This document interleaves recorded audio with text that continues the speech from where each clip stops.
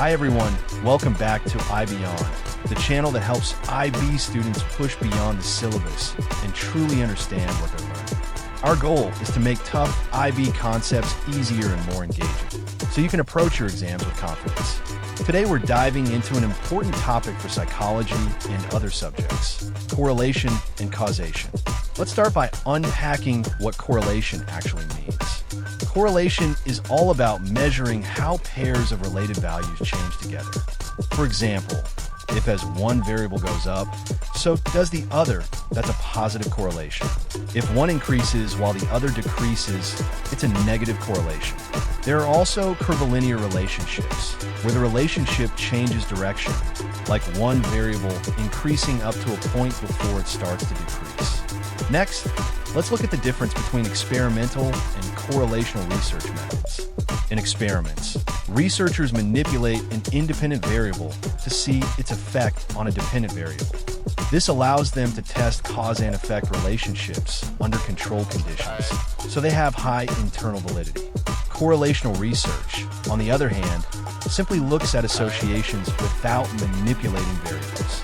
This means there's less control, but often higher external validity, since findings might generalize better to the real world. Speaking of validity, it's important to distinguish internal and external validity. Internal validity is about how well a study can establish a cause and effect relationship, making sure the results aren't due to some other hidden factor. External validity looks outward, asking whether these results would also apply in different situations, places, or with different groups of people. Now, a major challenge in correlational research is something called bidirectional ambiguity.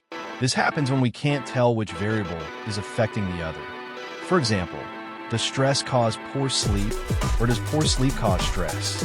Or maybe it goes both ways. Without manipulating variables, we can't be sure of the direction of influence. That brings us to causality. Unlike simple correlation, causality means one variable directly affects another, with a logical explanation for why this happens. For instance, heating water causes it to boil. That's a clear cause and effect relationship. When we look closer at types of causality, there's linear causality, where one variable directly influences another in a straight path.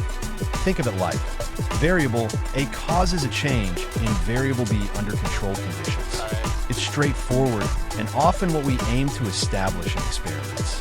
There's also domino causality, where effects create new causes, leading to a chain reaction. For example, a stressful job could cause insomnia, which then leads to irritability, which might then damage relationships. Each effect becomes the next cause. Finally, there's cyclical causality. This is when the cause and effect loop back on each other, forming a cycle. For instance, anxiety might lead to social withdrawal, which then increases loneliness, feeding back into more anxiety. The relationship sustains itself in a cycle. That wraps up our look at correlation and causation. If you have any questions or want us to break down other IB concepts, leave a comment below. Thanks for watching, and remember, at Beyond, we go further together.